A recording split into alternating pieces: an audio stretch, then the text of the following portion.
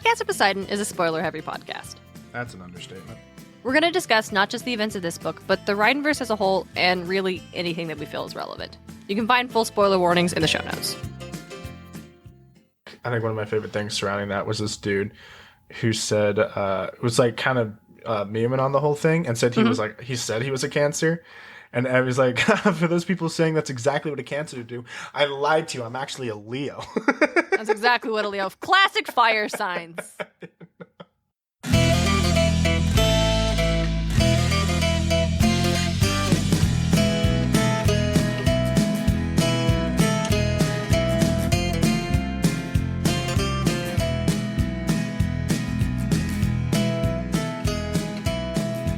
Hello, mortals, monsters, and myth lovers alike.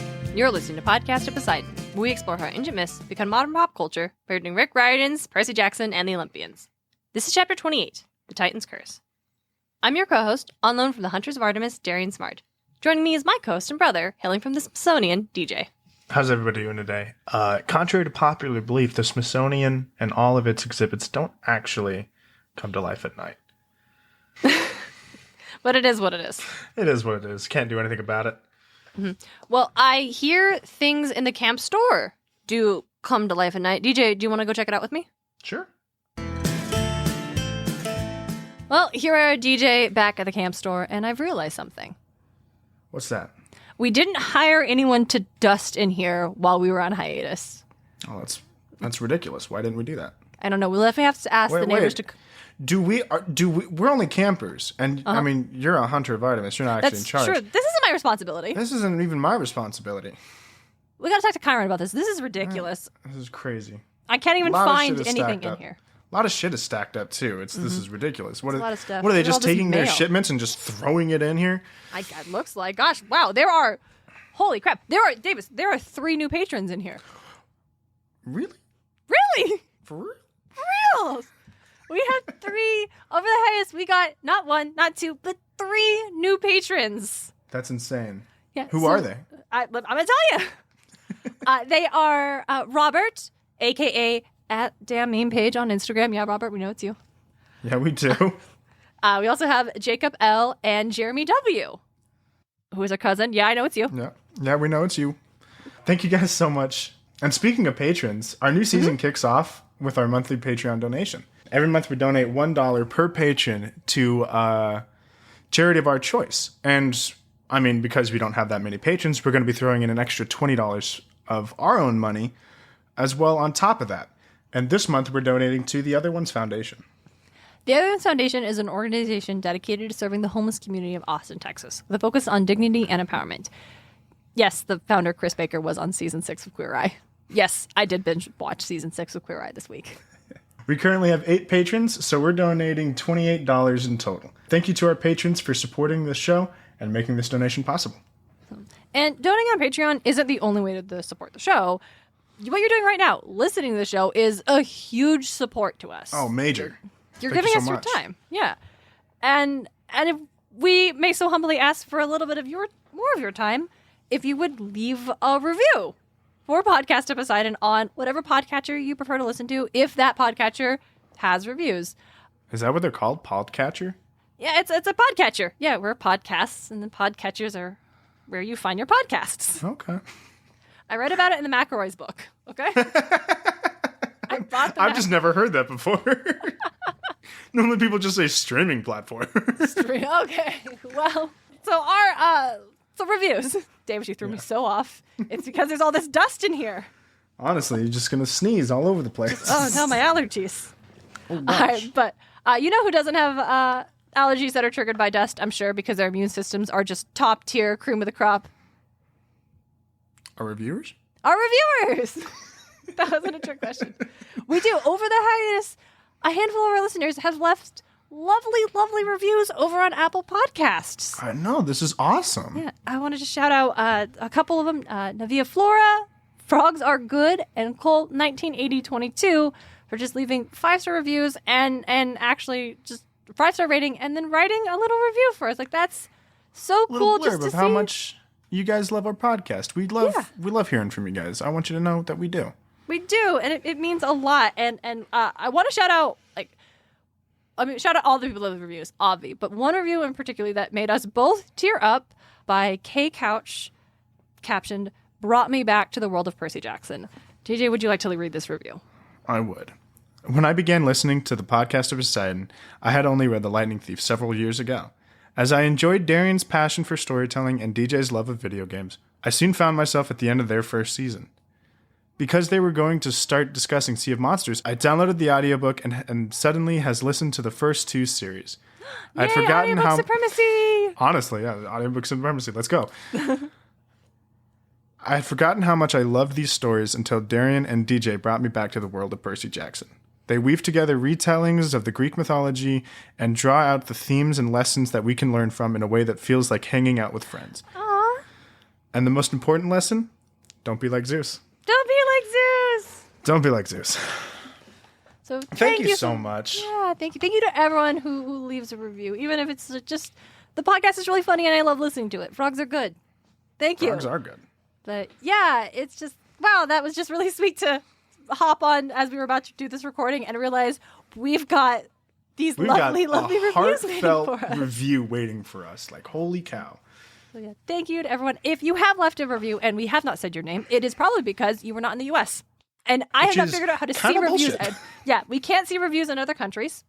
So I'm going to figure out what service that we need to pay for to get that to happen, because I want to see all of your reviews. Because like I said, time is so important. If you took the time just to give us those stars and leave a review, I want to know about it because I'm vain, but also I want to thank you for feeding my vanity. True. I got nothing else. No, I think, Spotify.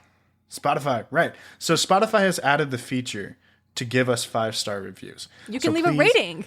You can leave a rating now. So please, if you guys are listening on Spotify. And 25% of you are, I've seen the statistics. We have the numbers. We have the receipts. Please. Leave us a 5-star. Leave it. It'd Yeah. be nice. It'd be absolutely nice. It'd be super helpful. And because hey, we're not gonna go anywhere. I think in terms of this podcast, and we're going for global Ridenverse podcast domination. That's why Seaweed Brain, we're coming for you. I'm coming for you. Every single one of you guys. Please don't tell Eric and Carter I said that. Robert, don't you dare. Coming for you guys. No, we have had a lot of fun making the show, and seeing other people enjoy the show is really cool. And so if you have anybody in your life that you think would like it, tell them about it. And if you don't have anybody in your life who you think would personally enjoy it, but you want other people who you would like this kind of thing to find us, give us a review on Apple or leave us that 5-star rating. Like that, people say it helps. Hey, as someone who did a lot of research on how to promote a podcast over the last hiatus, it really does help, gang. So we'd appreciate it a whole awful lot. Yeah. But thank you guys. Thank you all so much for just your support. And thank you for coming back for season 3. And if this is your first episode, welcome. Enjoy the show. All right, DJ, we are back for season 3, baby. 3 seasons. This is wild. We're going. Which means we get to start by talking about the 3rd book, The Titan's Curse. That we do. Very excited about it. Yep. Now, this was your favorite book, wasn't it? It was. Yes, for the longest time, The Titan's Curse was my favorite book in the original Percy Jackson series. And you can actually tell by the state of my paperback copy, which is the original paperback copy that I've owned since I started reading it. I read as well. Yes, that we all read. It is very, very clearly more worn than the other paperbacks. Yeah. Now, I obviously I don't I'd say my favorite book out of, I'll just go Trials of Apollo because it's my favorite series. My favorite book out of Trials of Apollo is The Burning Maze.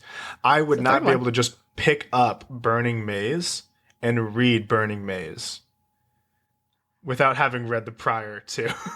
No, and that's fair. And I'm a completionist, so when I want to reread a thing, I'm going to reread it. So it is odd that Titan's Curse is somehow more beat up when I definitely read the others just as much. See, that's what I was thinking. I'm like, that book is crazy beat up. Mm-hmm, mm-hmm. I mean, I guess it's not the most beat up because the paperback version of Lightning Thief, because I got them as a set of 3. Because they had come out as the first 3 were out and the 4th one was about to come out. So they had the paperback little box set. And you got the hardback of the Battle of Labyrinth, and then I got Banana all over it. What? I did. Don't you remember that? I did that. Pause. We will save this for the Battle of the Labyrinth episode. Season 4. Pause. Listeners, please remind us to tell you this story when we start season 4. So the Lightning Thief paperback did in fact fall apart, and I do have the 10th anniversary hardback now because that one. So I suppose like that one got the most beat up, but yeah, I'll probably put something on Instagram showing the state of the Titans Curse book. But yes, it's in a rough state for sure. And this was my favorite for 2 major reasons: Thalia Grace and Artemis. No, that's super fair. Artemis was wonderful in this book. Artemis is wonderful, just across the board. She's good. She knows her job. She does it well. Mm-hmm. And reading this one, I realized everything I liked about Thalia doesn't actually exist. Yeah, when you were saying that like Thalia was your favorite character, I'm like, I don't get it. Personally. Yeah. I didn't get it because I'm reading it and I'm like, bit of a nothing character. Yeah. Well, before we get into that, let's do our 60-second recap. DJ, whose turn it is? Is it your turn? Fuck if I remember. All right, I think it's probably your turn. Let me get the... I think so, too. I think I did Lightning Thief. Yeah. And you just did it on audiobook, so it's going to be top of your mind. Is yes. It's not 60 seconds. It's a 2-minute recap. Is it? I think so. If yes. If we get it wrong, listeners, tell us. I mean... We can't do anything about it now, but we're gonna do 2 minutes since I think it's 2 minutes because I think 60 seconds is too short. But if you'd like to hear me recap something in long form, jump on over to our Patreon. I've been recapping these twisted tales. I've been having a lot of fun with them, and the last one that we just recorded, Straight on till morning, that ended up being like an hour and a half. Not a plug for the Patreon at the beginning of the episode. I'll do it. You did. You just did it. Shameless plug. I'm gonna press play. I'm pressing play. Ready? Okay. Go. All right, so we start off we got Thalia, Annabeth, and Percy all going up to a school because Grover said, "Hey, I found some demigods. I found 2 demigods, which is like unheard of. 2 demigods, one place. They're both siblings. No, they're unheard of. They go. They find Bianca and Nico, D'Angelo. They are wonderful. We love them. We love them. Sorry." Then, as they're in the middle of a dance, they get kidnapped by Dr. Thorne, who is a fucking manticore, and Bianca and Nico don't know they're demigods. They get kidnapped, as they're like, "Oh shit!" And Percy runs off without Annabeth goes to try to find Thalia. Percy runs off to try to save them, fends off for a little bit, but fails. And right as all is looking lost, the hunters show up, as well as Thalia and everything.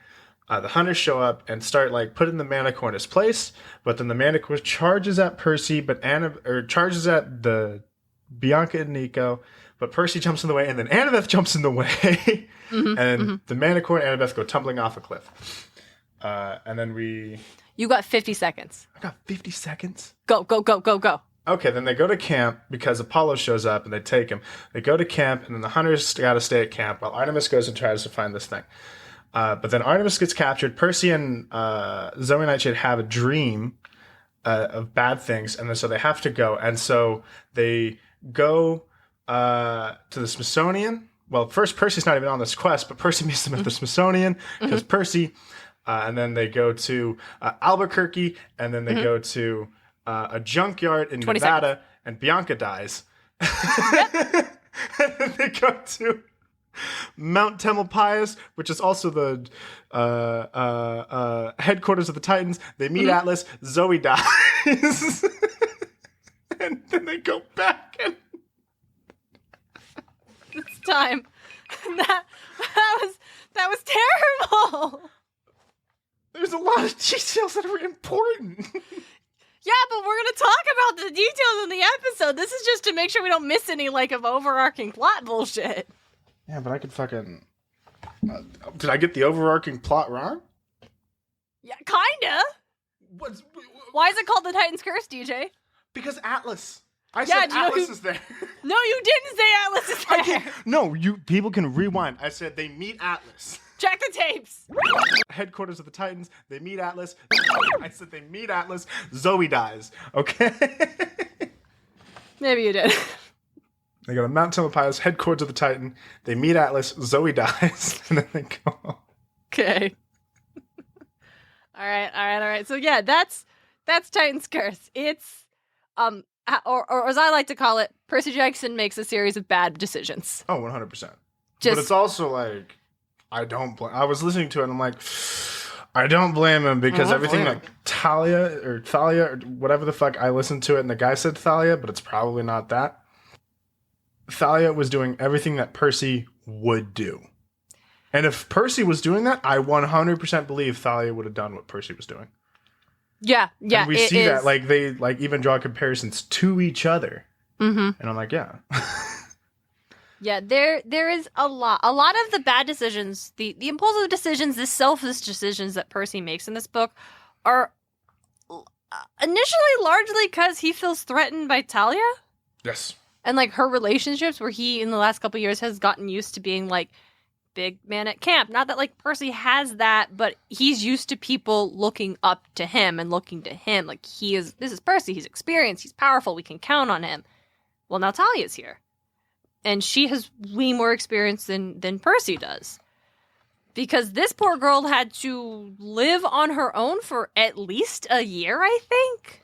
I think she said that it was like 2 years. 2 years. Yeah, 2 years. She ran away at 10. Uh-huh. And she said, the times that I spent with Annabeth and Luke were great. And she died at 12. Yeah. Okay. So Thalia Grace is the daughter of Zeus, who was a tree in the last book, had the greatest fucking reintroduction of the whole series. Really I will not take notes on that. And then, like, fell flat with her character. And it's just like, let's just dive into that. I gotta fall flat with her character. Yeah, like, no, you're not wrong. No, you're not wrong. You're not wrong. It's just because, like, and it's not even because her intro was so hype. Like, that's true. But it's also just because, like, we never get to know her. Right? We're just told that, oh, she's like Percy. And based on being told that in the last book, and kind of by Chiron in this book, we're supposed to get who she is because, oh, she's like Percy. But she's not like Percy. Yeah, they're both a little bit, like, impulsive, and they both count on their powers to protect them. Impulsive and stuff like that. But it's like, and out of all of the big three kids, Thalia is the weakest. Yeah, and I think at least she doesn't show her powers nearly, or at least get to show her powers nearly as much as Percy, Jason, Nico do. Yeah, but Percy, Jason, Nico each get to be a protagonist of one of their books. Yeah. And Talia's never been a main character. Even in this one, she's not a main character. Like, Percy's the main character. Talia's absent so often that she's like, every time she shows up, she's for exposition or just another choice. Yeah. You know? She shows up again in The Lost Hero, and then we find out, oh, she's Jason's sister, and their mom bad. Yeah, that's when we actually find out about their mom. Yeah. We don't know anything about her here. We don't know why she ran away. She was a drunk. And that sucks. The reason we know, like, the only thing that we knew about her mom up until Lost Hero is that she was a drunk and she died in a car accident. Yeah, she was an alcoholic and she died in a car accident. And that's tragic. And that sucks. And alcoholism is a disease, and people who have it deserve help and compassion. Yes. But their mom was terrible, so. Their mom was terrible for other reasons. Other reasons. And then it's like, last year we could hear why her mom was actually terrible. And then in the Tyrant's Tomb, she shows up for a choice. Spoiler warning. She shows up for a choice for, what's her name? Reyna. Yeah. Shows up for, I say a choice vaguely, but it's like the hunters show up as a choice for Reyna. Yeah. Oh, I like Reyna. And we don't. Reyna's like what I thought Thalia was. Yeah, here's as well. So reading this, right, like everything I thought I was liked about Thalia, I was like, oh no, that's Bianca actually. Bianca actually has a bit of personality. Not that Thalia doesn't have personality, but her personality is abrasive. Yeah, abrasive, just leading. Abrasive and headstrong. Like, that's really it. Yeah, right? And so we never get to know her because the book is told through Percy's perspective. So we only get to know characters when Percy gets to know them. And Thalia refuses to let Percy get to know her. Like, it's top of the book. And, like, several times, too. It sucks because it's like, as you will probably have to bring up, top of the book, there's like, oh, your mom's cool. It's like, yeah, I guess. Yeah, Thalia says that Sally Jackson is cool. When Percy asks a logical question for where this conversation was going. It's like, well, what was your mom like? Thalia gets immediately mad at Percy. Yeah. And I'm like, I get it might be a sword subject, but getting mad like that is absolutely going to push people away. Yeah. And it was like, he asked her, did you find your mom? That's what he asked her. And the answer is, no, she died. And that sucks, right? And I understand, like, a kid, like, I don't want to talk about that right now. I can't talk about that right now. What she says is, like, she doesn't say, I don't want to talk about it right now. She says, that's none of your business. Yeah. And then later when he hops into the car with Thalia, it seems like Thalia is just trying to push Percy away. Closing herself off from him, not trying to engage in the conversation. Mm-hmm. And she has reasons. Oh, fuck. Yeah. And she has reasons for why she maybe potentially want to do that, right? It's hard. Things are scary. She's trying to save Annabeth. Percy clearly has a disdain for Luke, and Annabeth and Thalia both are like, well, Luke could probably be persuaded. Yes, Fun yes. fact, Like, so sure. the last time Thalia saw Luke was on the hilltop. That's her best friend. They've just spent 2 years fighting monsters, desperately trying to get to Camp Half-Blood where it's safe, and she sacrifices herself to save him and Annabeth. She sacrifices herself to protect them and get them to this safe place. And now she's come back, and for her, she's been asleep. Like, Percy gets fucking knocked out all the time, and he wakes up a couple hours later. That's what it's been like for Thalia. It's only been a couple hours that she was asleep. Yeah. And she's told that Luke has betrayed them all. At least 2 years or something like that? She aged yes, so yeah, even though it's been dead for 6. Yeah, it's been like 6 or 7 years. But she's only aged a little over 2.5, maybe 3 years. Conveniently, not exactly 16 yet.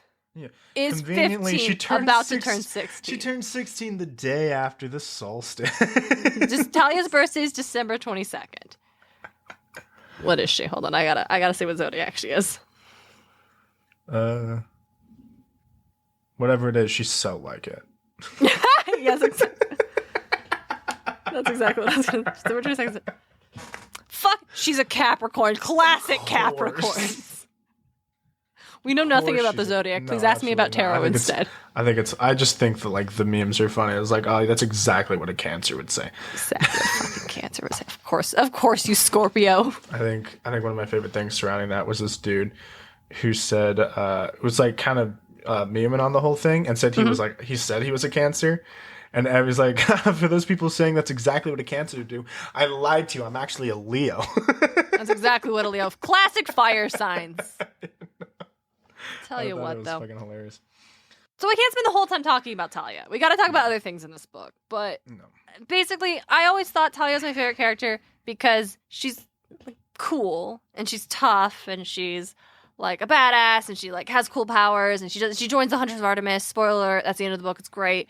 And I always like the idea of Thalia and I'm always happy to see her. But rereading it, I'm like, we don't get it. Like, anytime there's an opportunity for her and Percy to bond and for us as the reader to get to know her better, even for like any other main character, main character, it just feels like, even with Jason, her literal brother, it just felt like she was exposition for their mom.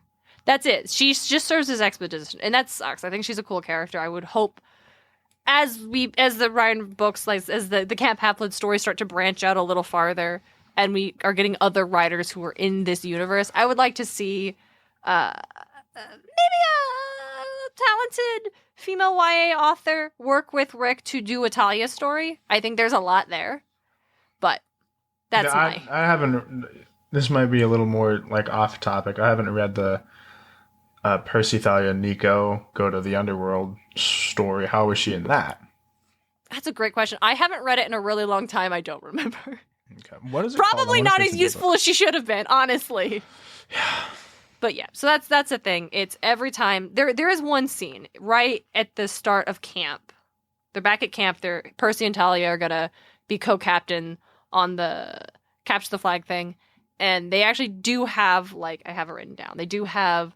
This is the closest we get to having a real conversation with Thalia, right? Like, yeah, they have. That's when later on they're talking, and that's when Thalia actually starts to tell Percy, oh, yeah, okay. You asked about my mom earlier. I'm really sorry. Yeah, I was... That's when they're in the car.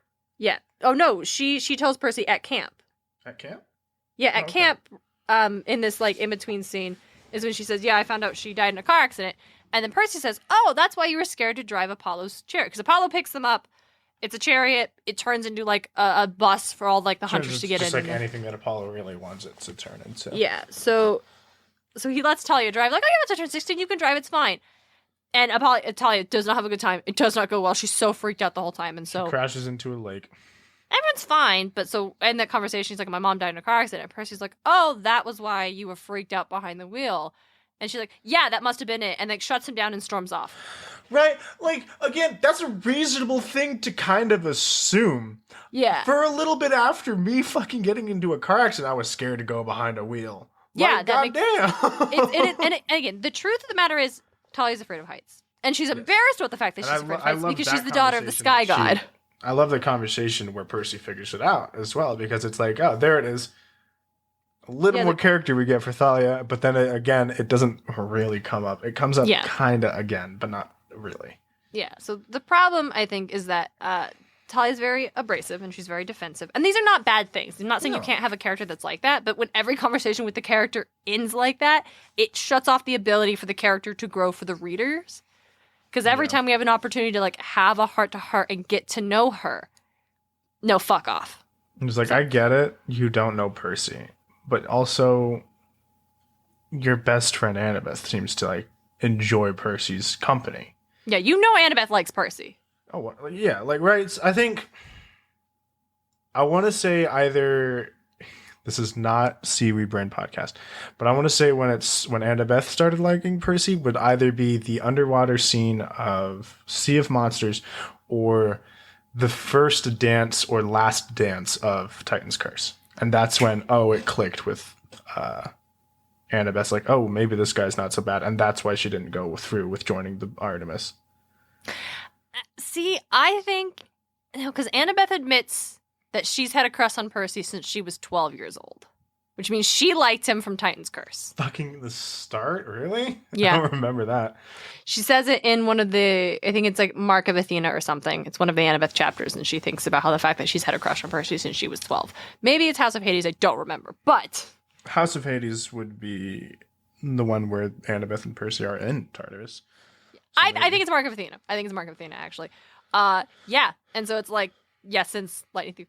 I think you're right, DJ. Like, the dance is probably when she's fully like, oh, okay, let's acknowledge this fully in my head. Because, like... But, like, you could have a crush on someone and be like, I put that away. That's nothing. I don't need to think about that. Because, like, I mean, she was obviously thinking about joining the Hunters. They say it's like, oh, there's a brochure in her backpack. She was thinking about that. And in Sea of Monsters, when hearing the Siren Song, Percy was nowhere there. Yeah, but that's Again, different. I get that, like, crushes are different, right? Yeah, Percy was...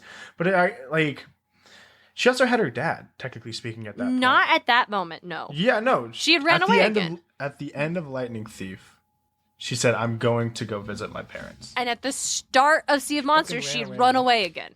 God damn. So what Annabeth sees in Sea of Monsters is everything she doesn't have. The world is perfect. She's built it. Her mom is there. Her dad is there. Luke is there. She doesn't see Percy, and that hurts. But she already has Percy. Okay. Percy is not a thing that's going to tempt her. He's right there. He's not going anywhere. And she knows that even at that point in time, even at 13 in the Sea of Monsters, she knows Percy's not going anywhere. So she doesn't have to long for him. You can't lure her to an island by promising Percy because he's already by her side. Yeah, that's fair. But Percy doesn't know that. So seeing Luke there and not Percy is like, ow, I don't like that, actually. I'm 13. Ouch. He's 12 at the time. I actually don't. It's hard. No, he's 13. Is he 12 in Lightning Thief, or is he about to turn 12 in Lightning Thief? He's 12 in Lightning Thief, and his birthday is in August. August. That much I know. Okay. Because he is a Leo. Fun fact. He is a Leo. This motherfucker's a fire sign. Yeah. Son of the Sea God's a fire sign. So how about that? He turns, like... No, he's Percy. So, Leo Valdez is Leo. Yeah. We're stupid. Dude, I bet Leo's a fucking Pisces. Leo's a Pisces. Fuck yeah, Leo's definitely a Pisces. I wouldn't be fucking surprised. So speaking of jokes that are silly, and this is the book where we get the damn jokes. The damn jokes. That was damn a good, jokes. Well, fun chapter. Yes, it's a very fun chapter. So as I said, Annabeth falls off with the Manticore, and we find out through dream sequences, gets dragged to somewhere. We don't know. And she sees Luke. And Luke is struggling under this physical heavy burden. And he's like dying. And he can't keep holding it. Annabeth, help me. Annabeth, help me. Annabeth runs to help him, lifts it off of him. And then he steps away and she's trapped beneath this burden. She's like, you need to come help me. Please help me carry this. And he's like, oh, you're fine. You've got this. Don't die on us yet. And he just fucking leaves. It's like, I knew Luke I could count on you, Annabeth. And I knew I could count on you. I hate that. I'm like, yeah. No, yeah, Luke is like almost not irredeemable in my eyes. Luke is the fucking worst. Like, sorry. Luke is using Annabeth's feelings for him, which I'm almost certain he knows about. Using that shit and just what? Let's save this for book 5. I can't get into this right now. There's a lot of things I can't get into this right now. Okay. So, anyway, the reason this happens is because they know this Annabeth, she can't keep hold. It's the sky. Y'all, it's the sky. It's as DJ probably did say, it's Atlas. We find Atlas, and the Titan's curse is Atlas's burden of holding up the sky from intersecting with the earth. Yeah. We find out later, it can only be forced upon a Titan. Anyone else has to accept the burden. Yeah. So Luke accepted the burden from Atlas to free Atlas, and they used Annabeth to... Because Luke knew she would definitely do it. And why isn't Annabeth? Well, because they actually need Artemis. Because they need to trap a goddess in there so that she's out of the game. Out of the game.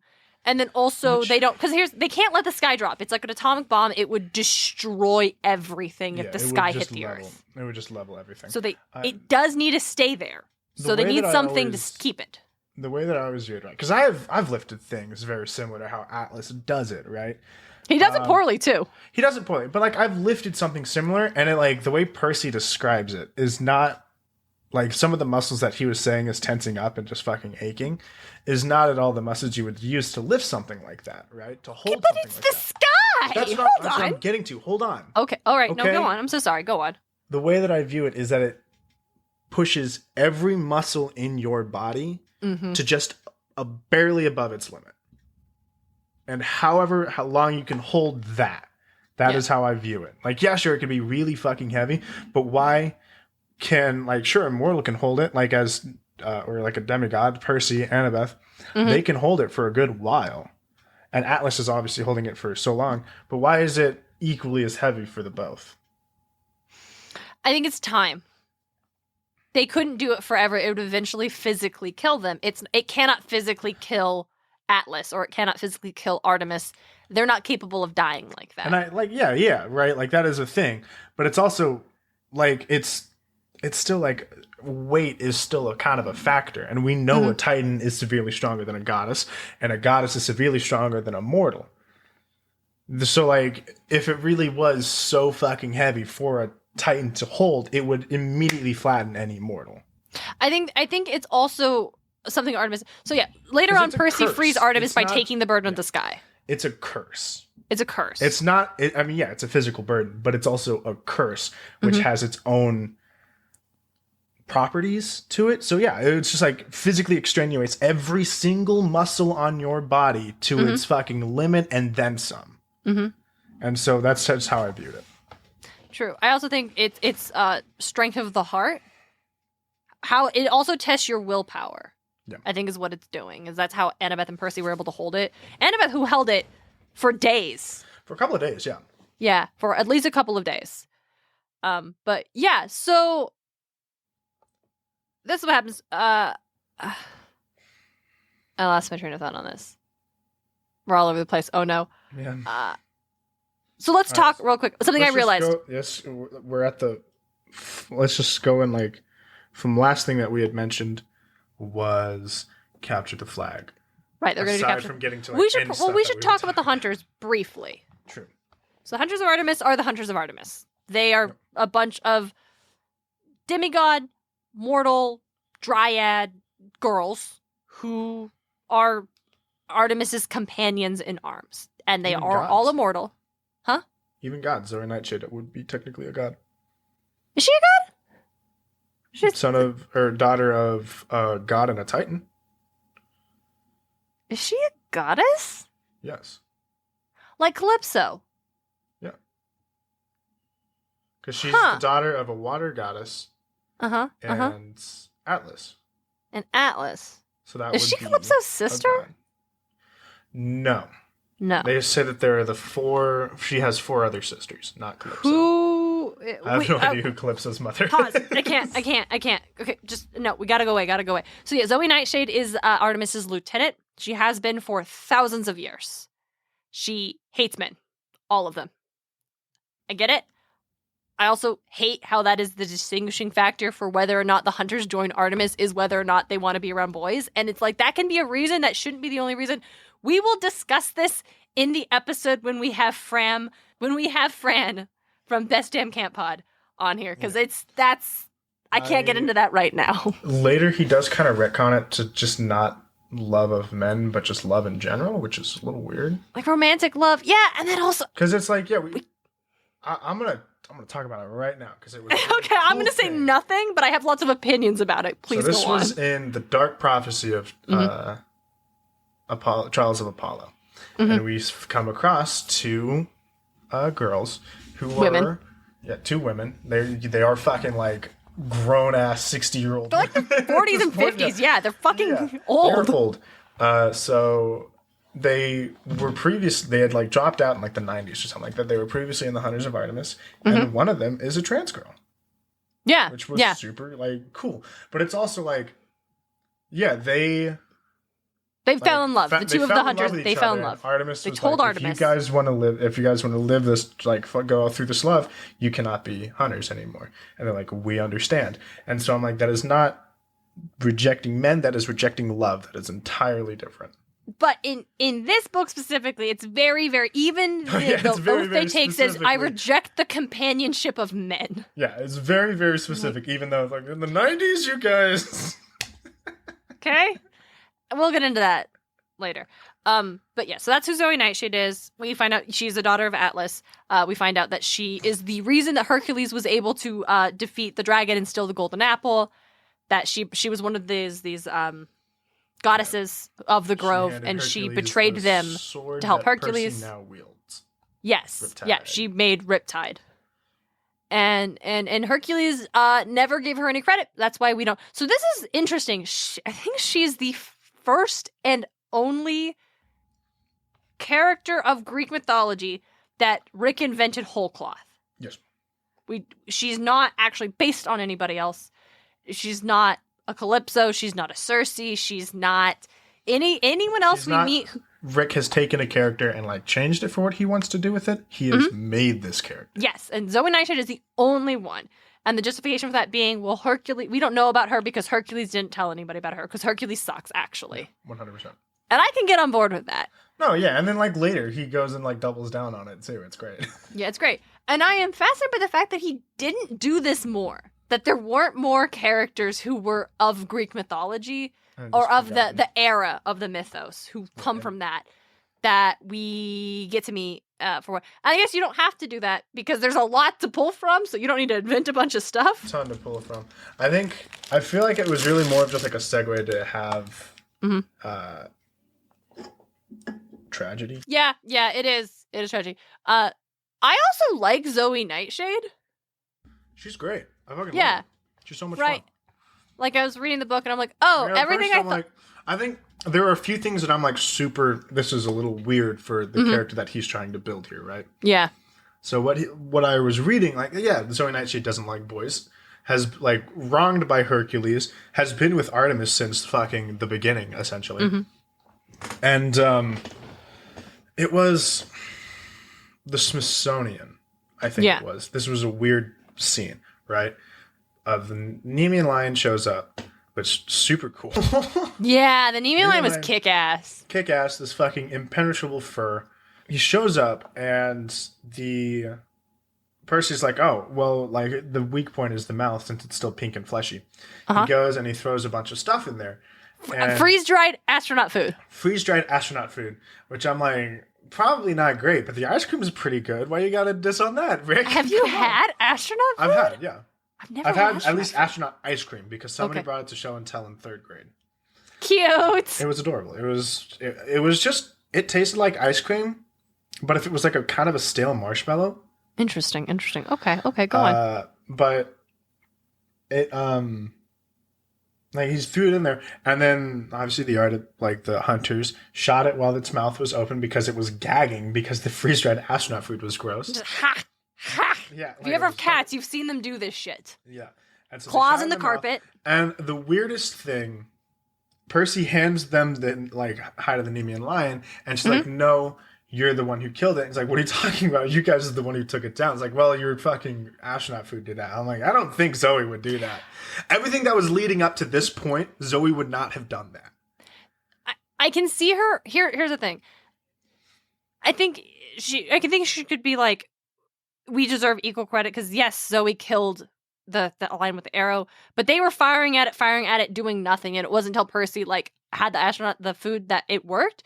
But I also think it boils down to the fact that the last person to have the pelt of the Nemean lion was Hercules, and Zoe doesn't want it. Okay, Zoe just straight up doesn't want it. Another thing is just immediately after that, she's like, now super accepting of having Percy in the car. Oh, see, I didn't read her as being super. Okay, so what happened? We should probably talk about as you said, it's not Percy's quest. This is Zoe Nightshade's quest. Yeah, Zoe. They pick the Oracle of Delphi literally shambled from the goddamn attic to the capture the flag playing the field after Percy fucked up and Camp Half-Blood lost again, and gives Zoe Nightshade a prophecy on how to rescue Artemis. And one of the things is it has to be party of 5 and campers and hunters together. Originally, campers and hunters together prevail. Yes, originally it has to be. So Zoe's like, okay, I'm taking.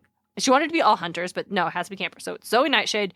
She brings. Oh, we should talk about this. So Bianca D'Angelo joins the hunters. She's wonderful.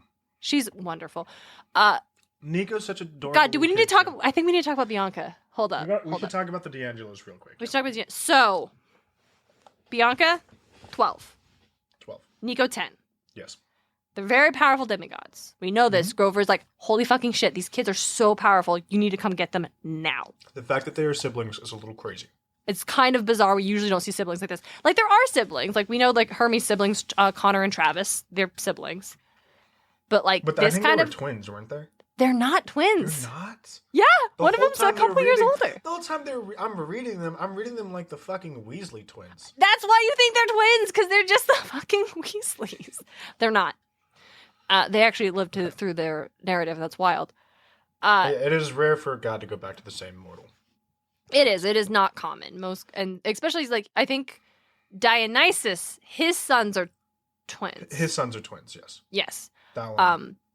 But it is unusual to see kids of different ages from the same godly parent and mortal parent. And the only reason Jason was of the same godly parent is because he was also technically the son of Jupiter.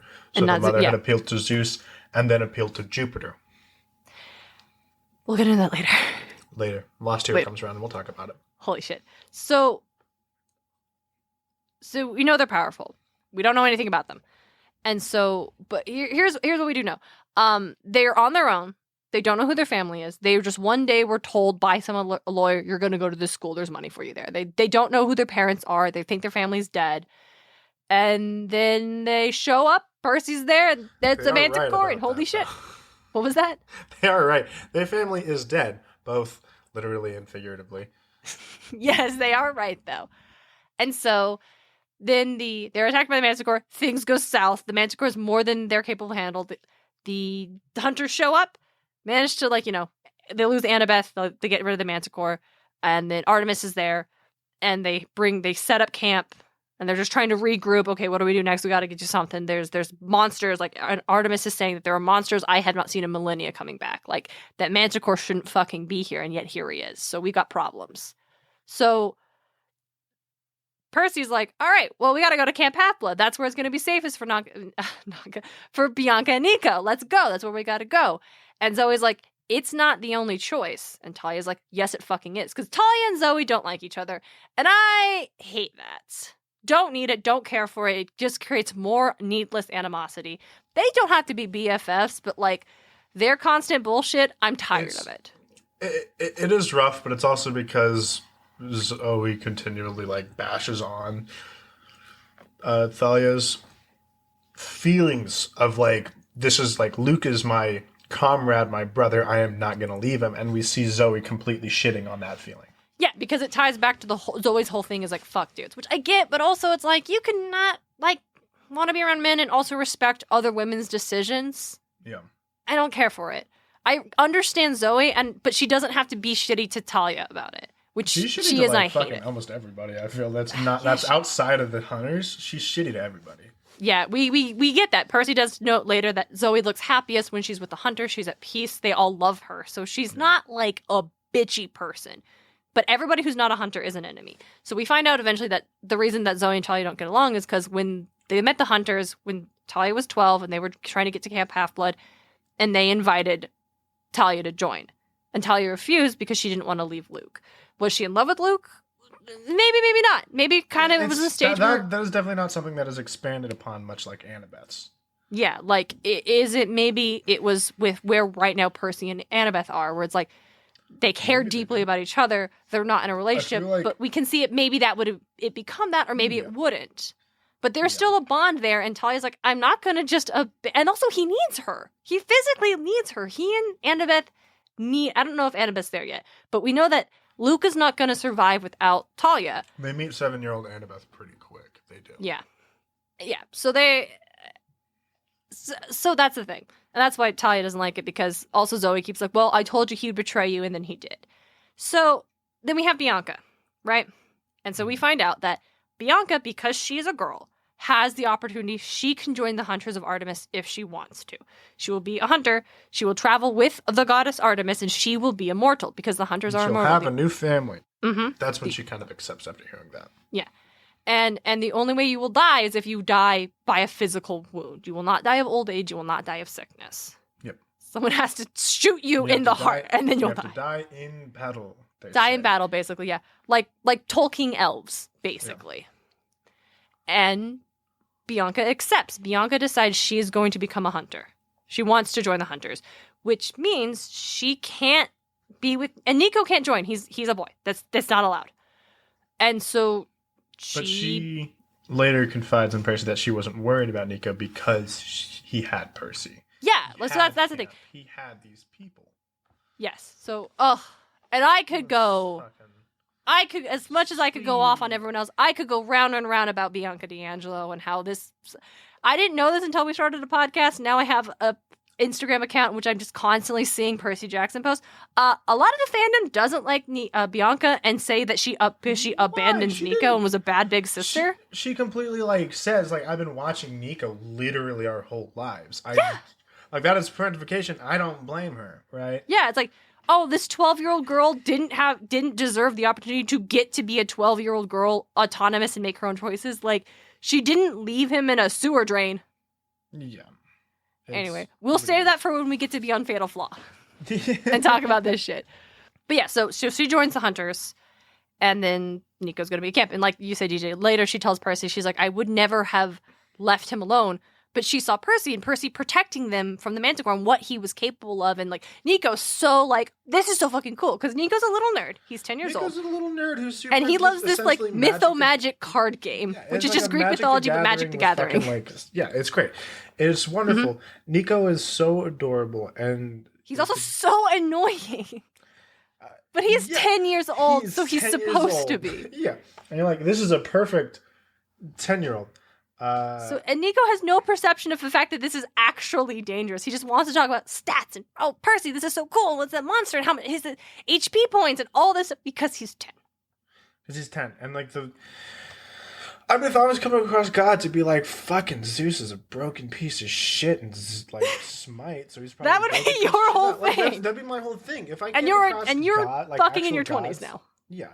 And it's at the height of me playing Smite, right? Mm-hmm. 8th grade, 9th grade. Height of me playing Smite, I would have absolutely been relating it to this game that I've been playing that has all these gods. Yeah, he's a kid. This is how he's processing all. He thinks this is so cool. And here's the thing. It is. It is so cool. It's so dangerous. It is so cool, though. Yes. That's why we like these books, because it's cool. So, Nico is going to go Camp Half-Blood, and Bianca says later, you will keep him safe. You in the camp, you're going to keep him safe. I'm not abandoning my brother. I know he doesn't understand, but she needs to make the decision that's best for her, and that's okay. Yep. So, back to the quest. The quest. So Zoe's like, okay, it's gonna be me. It's gonna be Bianca. Yeah, she's brand new, but I think she can handle it. And some other hunter who we never actually see.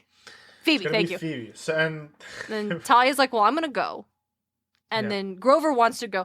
Oh, because Grover does this weird thing where he's like obsessed with the hunters because they're like, oh, Artemis, and she's so nature. And it's weird and uncomfortable. And this is where we stop liking Grover as much as we did. The thing about satyrs that I always see, right, is like that whole nymph thing, right? Like, oh, if they catch a nymph, you'll get a kiss. I'm like, that's all about the game, right? And even like we see the nymphs are enjoying the game. That's a game they're they laughing, play. They're having fun. The problem is that then the satyrs kind of take it to like other people, but they don't chase after and catch them and try to kiss them. They're just kind of creeps. Yet Grover's kind of creepy about the hunters, and he's like, oh, Fawn's over ours. She's just so into nature. And it's like, she's a goddess. Like, what is this? So Grover goes because he wants to save Artemis. Never mind that he also like kind of conveniently forgets that Annabeth is missing too. That was the He's been friends with her for years. Like, he's known her since she was 7. Yeah. Grover is just, like, a little too focused on that. Yeah. Grover's too focused on it. And I'm like, oh, here in a couple of years, Grover, you're going to get your girl, Juniper, and you're going to be happy. You're going to mellow the fuck out. So Grover gets to... So Zoe's like, no boys. I'm a hunter. We're not going to... No boys. Grover gets to go. He's not a boy. He's a satyr. Yeah. Okay. He's a satyr. And it's like a technicality. I wouldn't say Grover's a camper. He's a staff member. He's a staff member! Yeah. Yes! It's like but he counts as like a third on quests. So, but he's right. He's a staff member. Teachers don't attend the school. They work at the school. Yeah, he doesn't play capture the flag. Yeah, he's a staff member. That's a good point. And like, so that's, I'm like, that's a little bullshit there. Anyway, I guess like there wasn't any, like, sure we had Selena Beauregard, but she hasn't really done much yet.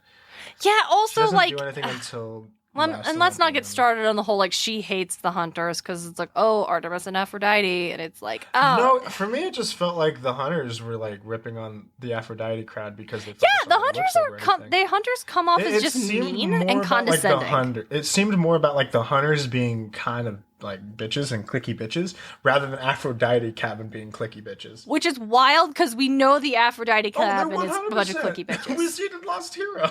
They're just mean girls. Which is another thing that we will talk about later in this season when we get to Aphrodite. I love Aphrodite in this book. I'm going to be real. Really? I think I have thoughts. She was like, sure. So we meet Aphrodite briefly. She tells Percy he needs to go save Annabeth because he's in love with her. But also, I'm going to make your love life interesting. It's like, dude, this is like a soap opera to me. And then they're like, yeah. Fuck, I mean, he does make his love life interesting. Yeah, she fucking does. She fucking does. Because we are all over the place. Wow. 100%. But it's like, when it's like we get these seeds that he plants to sprout later, it's fun to talk about the sprouting later aspect rather than the seeds that are being planted. Yeah, like, no, it is fun. Love life interesting? Percy damn near sacrifices himself to be with Annabeth in Tartarus. Okay, I don't think she meant that's what she's gonna do to make his love life interesting, because do you know who shows up in the very fucking, like, 2 chapters later, right after Aphrodite's like, I'm gonna make your love life interesting. Motherfucking Rachel Elizabeth Dare. Rachel, yeah. No, we don't know who that is. We just. Oh God. Okay. That was the weirdest I'm gonna get us back right? on track. Let me just. I'm gonna. 1 second. Okay. Go for it. Imagine, probably you, right? I don't, because I read this shit after like Last Olympian came out, essentially, because I was a slow reader, and reading and finding Elizabeth Dare. Like Rachel Elizabeth Dare. That is a name, right? That is a fucking name to give somebody. She can see through the myth. She helps Percy. She nags Percy a little bit, and then she's gone and not mentioned again, except in passing. How the fuck, like, would you feel? Like, this was a weird character that they just threw in, but okay, I guess. It was fascinating. It was fascinating. So okay, I'm gonna real quick streamline us to get to this point because we got it. We're all over the place. So here's what happens.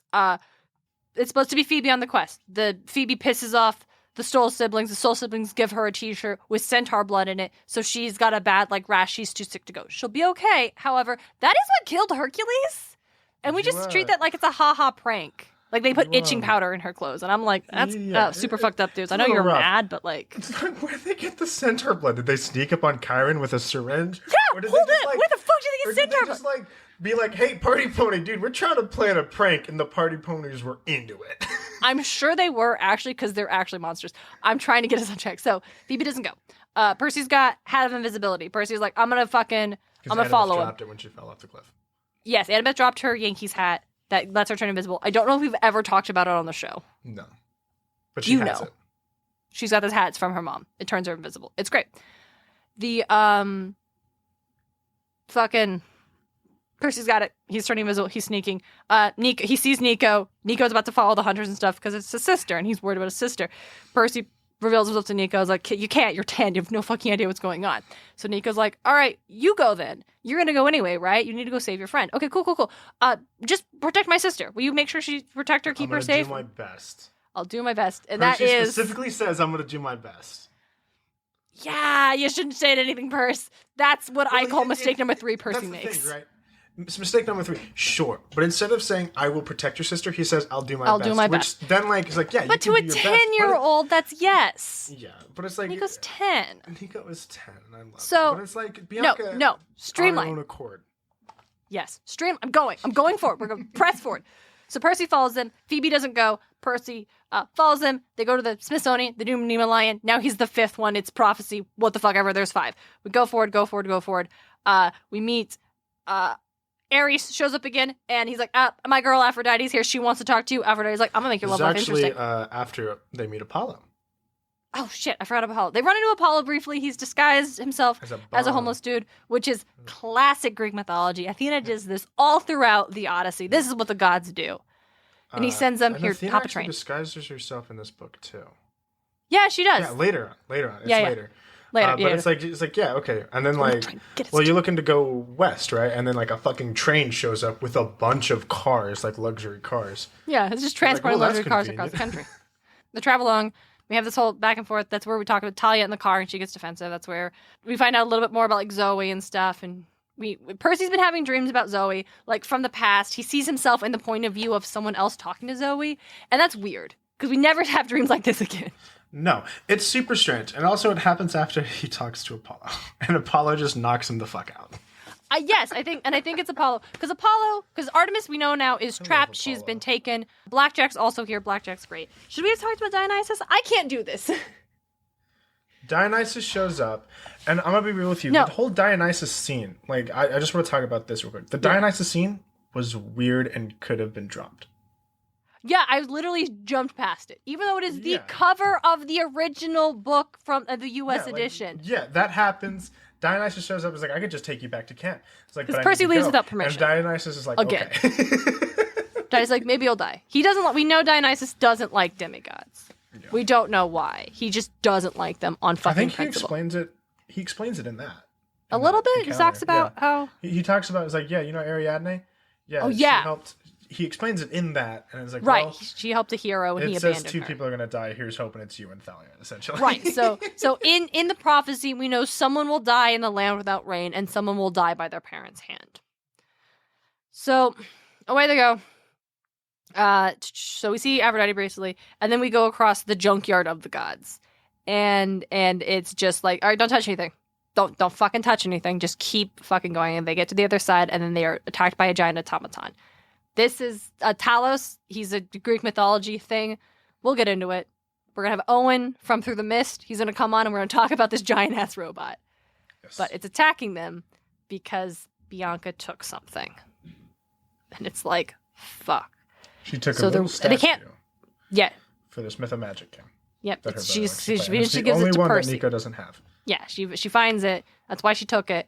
She gives it to Percy because they realize, okay, here's how we can beat if someone needs to get inside of it and fuck with it and then make it like self-destruct. Yeah, because we see a employees only hatch on the foot. So someone's got to go inside. It reminded me a lot of there's this zombies map. Okay. For Call of Duty, it's called Origins, and they're these big fucking robots. One's named Odin, Thor, and Loki. Mm-hmm. And there's hatches on the foot that you got to shoot to open, and you go up inside of it, and you get a part for a staff. That sounds great. That's all I gotta say. It's Percy's idea. Bianca's like, no, I have to do it because I'm the reason it's chasing us. So she gives Percy this figure, and she's like, it's the only one Nico doesn't have. Please give it to him and tell him I'm sorry. She goes up. She manages to make the thing self-destruct, but it falls to pieces, and she dies. Yeah. We never see a body, but yeah, she dies. We find out later that we lose one in the land without rain. It was in like Nevada or something like that. Yeah, somewhere. There was a time earlier when Percy and Bianca had a cool heart-to-heart where a wild boar shows up. Wild boar shows up because there was a feeling of like springtime and nature and Pan. It's a blessing from Pan. This wild boar shows up. Yeah. They're being chased by the skeleton warriors. God, this is hard to get through. Which I'm gonna be real with you. That skeleton warrior thing, it was cool because it's like, oh shit, that's what Frank uses in Son of Neptune. Hey, that's why it's cool. I didn't even realize that. I'm like, whoa, dragon teeth, fucking soldier. This is cool. Yeah, that's from the Jason and Medea myth, and that's just important for the end of the book. The fucking Pan thing, which I forget about regularly, and in this book decided I don't care about. Yeah, it's like Grover's whole thing. He wants to find Pan, and I don't care. And it's way more important in the next book. It is, and yet is it? It is. Is it? Does it amount to anything ultimately? Pan is in the next book. I know he is, and yet here we are. Yeah, it does amount to stuff because then it's like, well, now fucking Grover has to convince the satyrs that Pan is dead. And that we need to move on and start working towards global reform for this. And yet, here we are. What are you getting at? So Bianca dies. And it's very sad. We are very sad. We are sad. It is a very sad scene. It is very sad. I like Bianca, too. She was cool. And so we get to... And now here we are at the Hoover Dam. We get to all the dam stuff. There a dam? And then Zoe says, well, like, there's a snack bar. Well, let's go to the dam snack bar. DAM. Oh yeah, she does say that. Yeah, like, and that's why it's funny, because she doesn't know why it's funny. Because also Zoe doesn't talk in like a modern vernacular. She talks like it's Shakespearean vernacular. Yeah, like Elizabethan English, which is wild because as we talked about in our last episode on the Odyssey, the gap between like us to ancient Greece to Elizabethan English and ancient Grecian like dialect is basically the same goddamn length for how long that actually is. Yeah. And her whole thing is like, I don't know, it changes too often. And I'm like, Artemis doesn't talk like this. She says that. And I'm like, it's easier. It's easier to say your and you rather than constantly replacing thy, thee, thou. Yeah. There is a moment where she actually says, like, no, the rule, like the grammatical rule is if it's you is at the end of the sentence, you say thee. And I like that there are like a grammar rule she's following. Yeah. And that like the grammar, like that which is true. Thing, right? Grammar is a thing with those and it two changes. Words. But it's just annoying to try to remember. I'm like, you and is also, just like, easy. It just doesn't make sense for her to talk. I get it. She's supposed to seem like out of place.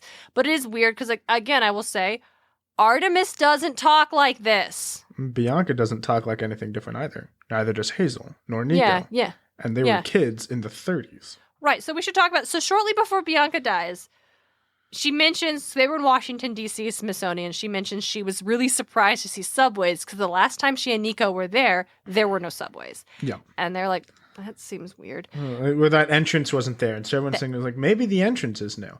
But then it's like, there were no subways. And they're like, no, those subways have been around since the 40s. Yeah, like, these have been around for a really long time.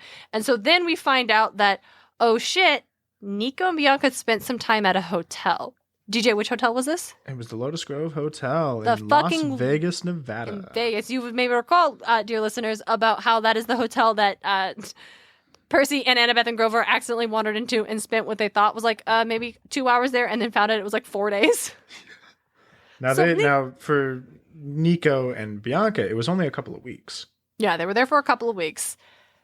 And they've clearly been there for a lot. We know since the 40s because she says the president is Roosevelt.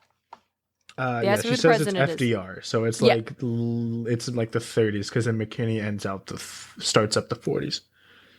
Why are you so smart? Because he drops the bomb. Shit. Okay. Yikes. No, that's true. That's the only thing that I like. That's what I know, right? Like that era is like, well, essentially FDR had the entire Great Depression and McKinney had the only reason that the only reason McKinney had the war is because the Congress and like whoever was not the party of FDR didn't like the fact that he had 3 terms rather than only 2. And so they capped terms. So we find out Bianca and Nico are from the 40s, and they've been in the Lotus Hotel for decades. And how? We don't know. Why? We don't know. Who got them out now? We don't know. Because Bianca dies and we don't find out any more information. Yeah. So now we're at the damn snack bar. We can get... Well, I'll pull it up. We have to do this whole thing. So they're at the Hoover Dam, and we're hungry. We should get some snacks. And so let us find the damn snack bar. So we said we should eat while we can. Grover cracked a smile. The damn snack bar? Zoe blinked. Yes? What is funny? Nothing, Grover said, trying to keep a straight face. I could use some damn french fries. Even Thalia smiled at that. And I could use the damn restroom. It goes on, I want to use the damn water fountain. And I want to buy a damn t-shirt. And so that's... And Riordan gets by with saying damn several times in a Disney book.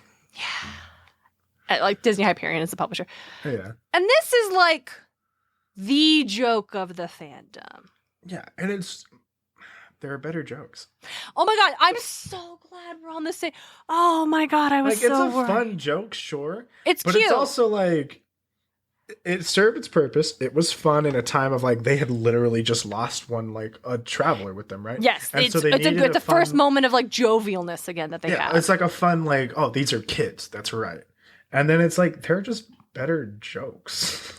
It's like the honestly, most... I view Leo funnier than that whole fucking thing. It's like one of the things where it's like, also I don't want to like be like mean about it because some people like really like it. It's like if it's shorthand for Percy Jackson fandom. If you're like to shout out our good friend Robert who runs the damn meme page DAM. Yeah. You see that, you're in the fandom, you get that this is going to be Percy Jackson memes. Maybe you don't get that it's specifically going to be Percy Jackson podcast memes, but Robert is an essential part of the podcast marketing plan. Yes. and it's just one of the things where it's like everyone else can have their fun, and I'm absolutely like, it's your thing and you love it and it's like a signature. You do you, boo. I respect it. I just don't. And sometimes I'll say, I'm on our Instagram and I'll say damn about something and I have a moment like, should I do DAM? And I'm like, no, I mean damn with an N. Yeah. I'm like, 27. I mean, damn it. Jesus Christ. I'm 27. I say fuck and I say damn. We are the edgy Percy Jackson podcast. When we say damn, we have the N at the end of it. Just to be clear, that's a podcast of Poseidon fact. It's a podcast that is the canon of this podcast. Original. So we are an hour in and we still haven't talked about Annabeth's family. Because they show up like a fucking... God, this episode is... I forget how long the book episodes go for. So... Yeah, we're talking about everything of the book and like they're at the Hoover that Dam. happens. Yeah, at the Hoover Dam. Skeletons show up running. And like we said earlier, it's Rachel Elizabeth Dare. It's this mysterious red-haired mortal girl who Percy accidentally stabs because... he thinks she's a skeleton behind him and she blows her nose and makes a scary sound and it stabs her. But it's his sword is celestial bronze, so it goes right through her. That's how we know she's mortal. But she can see the sword and she can see that the pelt he's got on now it just kind of looks like a jacket. She can see it's a lion pelt, even though to Percy it does still just kind of look like a jacket right now. And then the skeletons show up and she's like, okay, go hide. The skeletons who are like, pretend they're like security guards, they run up and she's like, oh my gosh, there was a boy with a sword. I think he went that way. And they run off, and she's freaked out. She's like, so those were skeletons. It's like, yeah, we'll talk about it later. My name is Percy, and then he has to run because the skeletons turn around. Yeah, and then and we don't actually know this girl's name. No, she does say Rachel Elizabeth Dare. It's like, I'm Rachel Elizabeth Dare. Which, like, when you have a name like that, of course you introduce yourself all 3 words all the time. Oh, yeah, 100%. Love it. And then we don't see her again, and it's like, what the fuck? This mortal girl who can see through the mist, who saved Percy's life. So you asked me earlier what I thought about it. I thought it was the coolest goddamn thing, and I wanted to know more immediately, but then I instantly forgot about her when we did the next stuff. Yeah, because then we meet Annabeth's family, essentially. So here we go. Let's do this. Let's get kicked out of the fandom, shall we? Yeah. All right. So Annabeth's family. I think they're sweet. Yeah. So we meet Annabeth's family. Here's what we know about Annabeth's family. She fights with her family. Her stepmom doesn't like her. She ran away when she was 7. Now, we meet her family because they're in San Francisco. We know her family moved to San Francisco. They need a ride. They need a ride to get to where the mountain is fucking at. Yeah. And And so they're like, well, this is the one place we know of. They go there. It's a normal fucking house. It's a normal house that has just been lived boys. in by a family. And it's so two twin boys. They show up, knock on the door. This woman answers the door, like, hey. Did you know we don't know the name of Annabeth's stepmom? She's literally just called Mrs. Chase. That we don't know her name. Yeah. She doesn't actually have a name. She's a sweet little Asian lady. Yeah, here's the thing we know about her. Her name, she's canonically Asian, and we don't have her name. Yeah. So, we meet her. Annabeth's in trouble. And she seems worried instantly when she hears this. Yeah. And so she takes them upstairs, and we meet Annabeth's dad, who's this, like, historian nerd who's, like, recreating... I love Annabeth's dad. Oh, my God, he's adorable. He's so much fun. Just listening to him talk about the fucking battlefield. And then Zoe coming up and being like, no. And he was so fascinated. Because she was like, I was there. And he's like, oh, my God, you saw the camels? Please tell me about these planes. He's just really easily distracted. He's super smart. He's into this stuff. He's very easily distracted. He's a professor of this kind of thing. You get why, like, the goddess of wisdom and warfare would have been into this guy? Yeah. So, but we also finds out Annabeth's in trouble, and he, like, where is my daughter? Like, what do you mean she's in trouble? What the fuck is going on? You want the car? Take the car. Anything you need. What can I do to help? It's like, you can't do anything. We'll go get her. And so that's the family. She's got the little twin boys, and the stepmom, as they're leaving, she's like, oh, Percy, we've heard so much about you. And they're leaving, and she says to Percy, please let Annabeth know she always has a home here. Right. And, like, that's the thing, right? And it's just a sweet family. It normal. Really They're just normal. It's a normal family. And it's like, sure, maybe there were problems. I know I had problems with my stepmom. And I probably got, like, I didn't get into, like, verbal fights. Probably what Annabeth would get into, right? Mm-hmm. But I know I was a fucking issue with her. Yeah. No. Right? Dad came home and had verbal fights with me. And I'm like, I don't want to fucking deal with this. This isn't fun. But it's also Dad defending his wife, which, like, I don't blame him. It's different. So here's the thing. So it's also, and when Annabeth is around, bad things happen. Yeah, let's talk about it. So later on, we save Annabeth. Of course we do. We beat the Titan. Of course we do. It's all great. I love it. I love how they beat the Titan. Percy comes up in a fucking. Annabeth's dad comes up in a plane, firing celestial fucking bullets to come save his kid. It's amazing. Like, gets them the fuck out of there. Zoe Nightshade has died. Makes me believe that he sat down, talked with his wife about this, right after they left with the van, right? He's like, I got the plane. Wife, I got a plane. I need to go save my daughter. And she's like, of course you do. Go. Yeah. In fact, here's what I like to think. I think it was a stepmom who was like, is the plane in flying condition? Yeah. Do you have the celestial bullets ready? Yeah. You need to go right now. Here's the thing. Like, this is obviously before Rick has decided what gods and stuff does to mortals. Mm-hmm. Obviously she knows Annabeth is different. Does she know Annabeth is a demigod? This is the question. I think yes. But I don't know. It's so complicated. Okay, so here's the thing that I think they say they touch down. Oh well, Sally Jackson can see through the mist. I feel like Annabeth's dad can also see through the mist because of, like, the way he acts about it. I don't know if he can see through the mist. I don't think he can see what he's firing on. He just knows there's something dangerous up there. I think if he could, then we would know that he can. Well, I mean, Sally could, and, like, we didn't know that she could until, and, like, we don't realize it. We don't realize it, but we could inference it from, like, the way that she acts. Like, she would hide Percy using the smell of a human. Yes, in this book, because Percy tells them about this, he tells his other friends about Rachel Elizabeth Dare later, and Thalia says, yes, some mortals can just see through the mist, no one knows why. And that's when it clicks with Percy. Can do it. So yeah, we don't know that. But that's when it clicks with Percy that, oh, my mom can do that. Yeah. I don't think Annabeth's dad can. I don't think he can. For me, it seems like gods are more attracted to mortals that have special qualities, such as I'm sure, yeah. So maybe, but again, Annabeth works a little differently than the other female gods. Yeah. So here's Athena. I got you. Yeah, Athena. Yeah. So here's what happens after they save. Well, let's not talk about after. Let's talk about during, how they get there. And because we're talking about her family right now. Yeah, but then it's like, we're going to talk about after it, and you want to keep it a little streamlined. Well, there's just one moment I want to talk about. It's when Percy talks to Annabeth, right? And they're flying back, to New York, and he mentions, hey, I met your family, and you just, the way you talked about it made them seem terrible. They seemed normal. And Annabeth says something like, oh, do you think I was lying? And I think it's important because he doesn't say he thinks she's lying. They're flying alongside each other. Your dad seems cool. And I guess so, she said. We've been arguing for so many years. Yeah, you said. You think I was lying about that? It sounded like a challenge, but a pretty half-hearted one. Like she was asking it of herself. I didn't say you were lying. He seems okay. Your stepmom too. Maybe they've gotten cooler since you saw them last. So. Which, keep in mind, was about half a year ago. Yes. And so here's the thing. I circled back earlier how I mentioned how, like, now that we're in the fandom, I see that, oh, people don't like Bianca D'Angelo. Now that we're actually the fandom, I see that people really hate this thing about Annabeth and her family. Like, I've seen it referred to as, like, this particular interaction that Percy has with her, that I've seen it read that he is gaslighting her into, like, going back to her abusers. That's not gaslighting. Yeah, so first of all, that's not what gaslighting is. Please stop showing that word around. It's a very serious thing, and it does happen. Misusing that word. People are misusing that word. It is to put. He says, like, I don't think you're lying. He's not accusing her of lying, and he's not saying she's wrong. He's just saying, this is what I saw, and I'm trying to understand what's up. Yeah, I'm trying to understand, like, why. And then it also, like, the double down on the hatred is that at the end of the book, Annabeth decides she's going to go try to live with her mortal family again.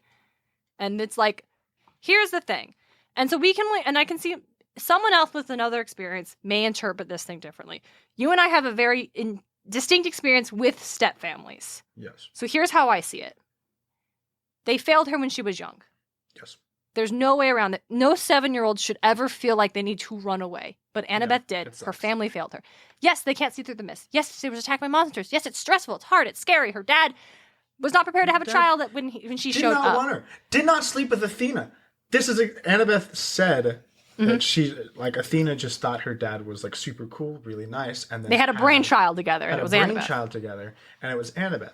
So, and her dad, at one point in time, foolishly told Annabeth this, admitted that he didn't want a kid at the time, and that he had asked a goddess to take her back. I agree. You shouldn't have said that. Don't ever fucking say that to your kids. Don't tell your kid that. I think Annabeth being a child of. Yeah. I think what happens is he wasn't saying that. The way we meet him, and maybe he was a shitty person, I don't think we're supposed to read them as bad people. I think they're supposed to read them as mortals who failed. Yeah. Because you fail sometimes. You fail your family. I think Annabeth being a child of Athena, being very wise, sometimes seems more mature for her age than she really is. And so as, like, a grown-up, maybe you tell this to a 15-year-old, and they understand the nuance of, like, oh, you weren't ready to have a kid, and that must have been really hard. I understand. And we're talking 5 or 7-year-old. You don't tell that to your 5-year-old. You don't tell it to your 6-year-old. So, like, and don't make your stepdaughter, like, feel like she can't play with her siblings because you're afraid of monsters. Like, they failed her, and that is the fact. And families can fail you. Oh, yeah. And families can also make amends if they try. So Annabeth tried. After Lightning Thief, she goes back home. And it doesn't work because it doesn't always work immediately. Things don't magically get fixed just because you try. Yeah. Here's the thing. If you want to, and this is not saying everybody has to forgive their family. Here's an insight that y'all don't need to know.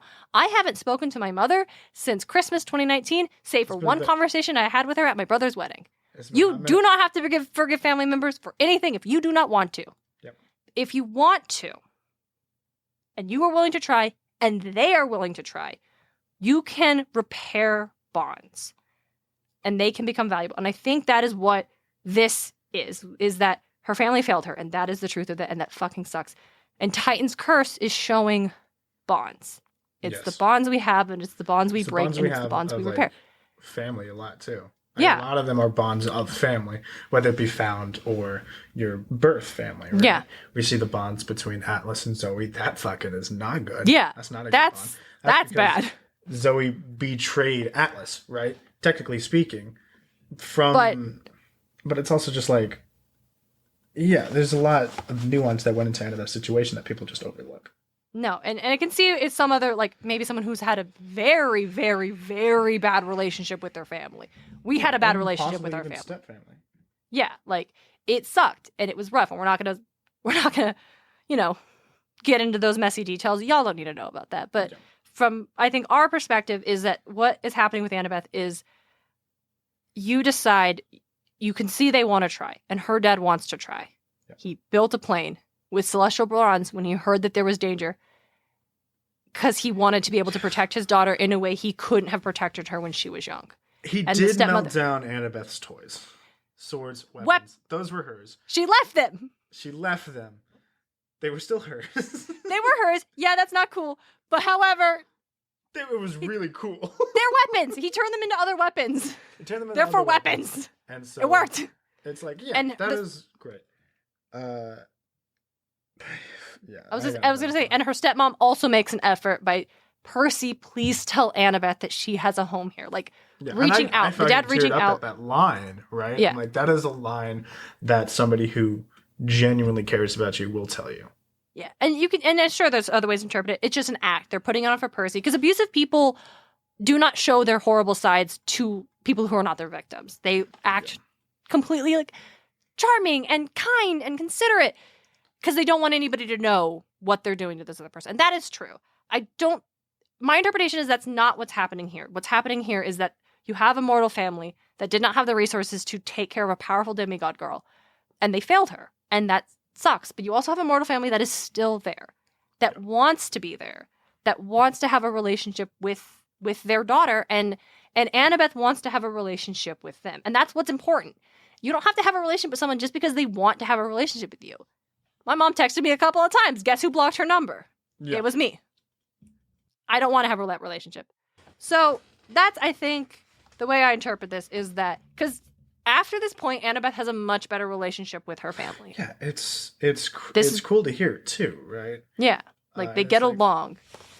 And again, we are speaking from our personal experience because I know I have a much better relationship with our stepmom than I did when I was younger. Like, for all the things. Are you fucking kidding me? I love her. Our stepmom is amazing. I absolutely love her. I love her like my own mother. Yeah. So so that's the thing is that I have, and it drives me up a wall. But I have a podcast, so I can talk about whatever the fuck I want on it. So This is my platform. Annabeth's family aren't monsters. They are people who failed a loved one and have tried to make amends for that failure. Yes. And I think we see that they succeeded. This is going to be a little more of a lighthearted thing. Annabeth touches down that San Francisco is a bad area for demigods because there is a high concentration of monsters there. Do you think the demigods and armies of New Rome were told the same thing about New York because there is a high concentration of monsters there? But here's the thing. Is it the same concentrations of monsters as New York as there is in San Francisco? And the only reason they think it's higher is because the terrain is different? Because you can put like a ton of people in an open field and it will look like a lot more people than it does in a city. Yes. I think that's absolutely it. I think that is it. I think it's like, oh, it's bad. There's more monsters because like the Titan mountain is right there. But like New York also has a shit ton of monsters because Olympus is right there. And it's like the tower is right, or like the whatever is like the Titan castle's there. But literally across the bay from what he describes in Son of Neptune, across the bay from that area is New Rome. It's right there. It's fucking right there. Yeah, I think you're right. Thank you for getting us out of the Annabeth conversation because I would have gone on for hours I thought about that and I'm like, huh, maybe. So funny. So yeah, so that's so you have the ability to repair relationships. You also have relationships that cannot be repaired. We see that with Zoe Nightshade and Atlas. Oh yeah, that is not a relationship that can be repaired, and also her sisters, right? Also her fucking sisters. Yeah, so they sisters show up for like very briefly and then they fuck off after they hear the dragon's awake, and Zoe's like, hey, it's cool, dragon, I fed you. Do you still like lamb's legs? Whoa. Yeah. And then the dragon gets pissed for some reason. I think, yeah, it sucks. So as always, like, I got this. Don't attack the dragon. Let me deal with it. So the others sneak up around there. They get the car. They get up there. We didn't talk about the sea cow. The sea cow, that's right. Because it's so a nothing plot. It is. Yeah. So there's a sea cow that Percy saves at the beginning of the fucking book that appears periodically. Eventually we find out that it's this great, terrible monster that can give someone the power to overturn the gods. It's a sweet little innocent sea cow. The whole thing is like, if you kill someone innocent, you have power and you sacrifice and throw its guts onto the fire. It's a Greek translation to like cow serpent. It's like something Taurus. Yeah. Osteotaurus or fucking. Oh yeah, Osteotaurus is probably exactly right. Percy calls it Bessie. because of course you call the cow Bessie. This is Percy's grown up on classic cartoons. Ophiotaurus, yeah. It's a sea cow. And they want to catch it. The Titans want it because whoever kills it and sacrifices it and throws its entrails on a fire will have the power to overturn the... How? It's unclear. Because it hasn't happened before, right? So everyone's like, yeah, we don't know actually what kind of powers they get. We just know they get powers, and that's bad. And so they think Thalia's the one who's going to do it. She's about to turn 16. So she's going to be the one of the prophecy who will, raise Olympus or save it. And she's going to side with them because Luke's her friend. And also Thalia's kind of tempted to do it for some reason. Yeah, I think that was super weird, right? That circles back to the whole we don't know anything about Thalia. So it seems really out of the blue at the end of the book where they're tempting her like, you could do this. Do it. Kill it. And it's like, and she's like, and Percy's like looking at her. She's like, oh no, she looks like she might do it. And I'm like, 6 fucking pages ago, Thalia's crying because they're being attacked by monsters and they can't defend themselves and they can't kill the skeletons. Bianca was able to kill one of the skeletons and she was the only one who could do it. They don't know why. This is important for later. Yeah. It's a special tool we'll use later. She stabs it and it bursts into flames and no one else can do it. To do that. Yeah. So they're cornered. This is before the parents. They're cornered. And it's scary. And Percy throws an Iris message to try to get help and from camp. And he gets Dionysus. And he's like, fuck, you're useless. I'm going to die here. And he's like, I might help if you asked. And Percy's like, I would never ask you for anything. And he looks over. And Grover's terrified. And Zoe's doing her best, but she can't fend off the soul. And Thalia is fighting. And she's crying. Yeah. And Percy realizes she's already done this. This is where she's been before. She stood her last battle trying to save her friends, and she's just back there again, and she's going to die this time, and she can't save anyone. Friends are going to die as well. And so he asked Dionysus for help, and Dionysus fucking does. I love Dionysus. Pulls his full, don't forget I'm a god of madness. He kills the manticore. First of all, don't forget I'm a god. And a god of madness. Yeah. So he kills the manticore, and it's great. He deals with it by wrapping him in like a nice grapevine cocoon and just fucking squeezing him. Just squeezing like you're squeezing like juice out of a grape. And it's like, holy shit. Yeah, that was an image. Sorry, gang. That was a little dark, but it's what happens. Everyone's real awesome. Freaked out. It was cool. It was really fucking cool. So we have that moment with Thalia crying because she's about to fail and she's not going to save her friends and her friends will die. And then like 6 fucking pages later, she's thinking, I could sacrifice this innocent little sea cow and then become like the person that raises Olympus. Like, why? We're back on the Thalia thing, but I hate it. I don't... Give me more Thalia. Let me understand why this makes sense. She should make her less abrasive and have her and Percy actually have conversations. Let her talk about how she resents Zeus. Right? Like... And it's yeah, sure, like right before that happens... She's like, oh no, power. She doesn't want power. Zeus, I think, summoned the lightning bolt. It's not clear.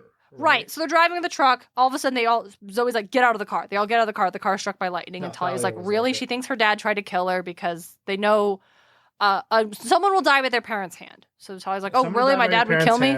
Dad will kill you because she was seemingly tempted by Luke talking, but she had to just get shaken out. I don't know. Yeah, Thalia's character. Also, I think it was Kronos. I don't think it was Zeus. Right. Because but the thing is, but it's never actually made brought up. It's not brought up at the end of the book when they meet up with all the gods. It's just not brought up. No one addresses it.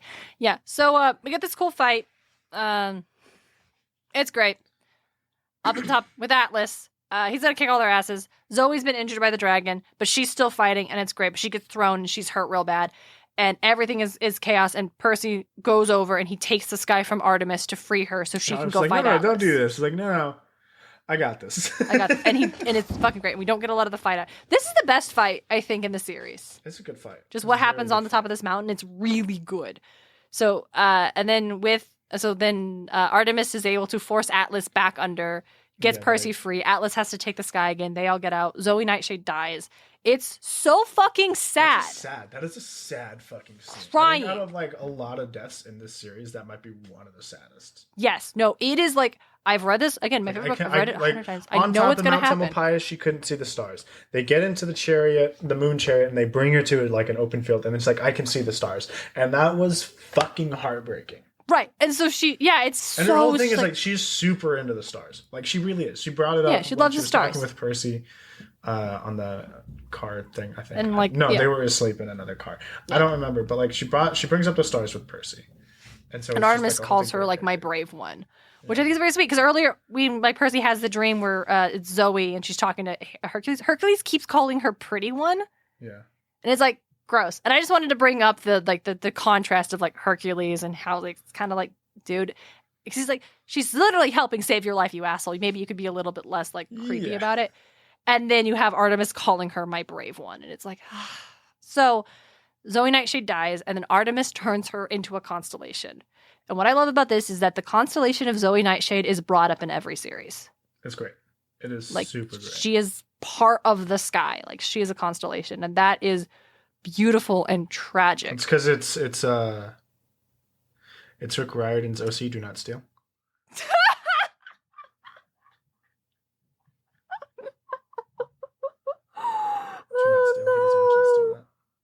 Dead. You killed me. Now I am a constellation. So now they go to Olympus. And the gods have a conference about whether or not they're going to kill them. Percy specifically. Percy and Thalia as well. And Thalia, because they're too dangerous to be kept alive. And Athena was earlier at the damn snack bar. And said, disguised as a tour guide. If you're clever enough, there's always a way out if you're clever enough. All right, we didn't talk about how they get out of it. There's like these statues to Zeus that fly them out because it's whatever. I don't care about that. Now they're on Olympus. And Annabeth, god damn it. Now you're having me doing it. Athena votes to kill him, Dionysus votes to... It's annoying. But after we read about Athena's the goddess of war. Yeah, she votes to kill Percy. He's got a war and strategy. She's like, this is a weakness for us right now. Yeah, we need to get rid of them. These people. We need to get rid of them. And Thalia gets out of it by saying, I'm going to join the Hunters of Artemis. Which is not how the age works. Personally, I don't think that's how age works. Because it's not like Zoe was saying, oh, I'm 12. I'm thousands of years old. Yeah, she's like, I can 12. Drive. I'm old enough. It's fine. And it's like, that's not, I don't think that's, no. Yeah, that doesn't really... Because she still gets to her 16th birthday. She sees it come and go. Yeah. Like, just because you're not physically aging, like, doesn't... But I guess they already kind of established that, yes, that is how it works. Because Thalia is, 19, even though she's been a tree. But the whole tree thing, the whole magic thing interferes with her. Yeah. So I guess the magic of Artemis... Physical age. Would do that. And... And also, what a convenient loophole. Does it say the next child of the big three, or does it say a child of the big three? It does just say a child of the big three. Then it says the next child of the big three to reach. Okay, what is the? So we still don't know the full prophecy. We don't. It hasn't been revealed yet. No, we do know. We know it's a 16. Do we know it? Do we find it? When do we find it? Do you know? Is the next one? Hold on. What the fuck? I think it's this one. I don't remember hearing this. I think it's Battle of the Labyrinth. I think it might be too. Percy just knows it's something about the 16th birthday. Revealed. It's in the Last Olympian. So, Jesus Christ. A half-blood of the eldest gods shall reach 16 against all odds. So it doesn't say the next half-blood. It says a half-blood. It does just say a half-blood. So really? Thalia reaches 16, but it's not about her. It's about Percy. Yeah. That's a good point. Okay. Yeah, so Thalia joins the Hunters of Artemis and decides that because she'll stay 15 forever, it doesn't count. And everyone just says, okay, bet. And that's why Talia's not the child of the prophecy, because everyone decides that counts. Yeah, this is that's how magic works, right? Yeah. Annabeth decides not to join. Yeah. Which is fucking wonderful, as we see later. Yeah. And then they decide they're not going to kill Percy. Yay. And then they have the sea cow is now on Olympus. They're going to build a nice aquarium for it. Yes. And then they have a fucking rager party. And now we have a party. And it's great because the book starts with a weird ass school dance and Percy being awkward and Annabeth saying, go ask someone to dance. He's like, who should I ask? And she's like, me, dummy. I'm right here. And then in the book, Percy asks her to dance. Has it. And that's honestly the point where I think Annabeth realizes she might have feelings for Percy. I agree. We do need to talk about how not long before... So Luke gets his ass thrown off a goddamn cliff by Thalia. Yeah, and they say it's like, oh, his mangled corpse on the ground. Yeah! I forgot that we literally see his. Figure. We see the body. Yeah, it's like mangled figure or something. They're fighting. Like Talia's pissed. Corpse, This is another thing. We're all over the place. Sorry, gang. We'll Talia be tighter. kicks Luke's ass. Kicks his dude. ass. She Luke is not beats him good. Down. No, Luke is like not. He's physically the whole well, thing. but He's it's also really like- stressed. He looks sick. Like has not had a good night's sleep in a while, and he's desperate. He wants Thalia to kill the sea cow so bad, and he says, "If you don't do this, he's gonna use the other way." We don't elaborate on that. They fight. Thalia calls him a traitor. She kicks him off.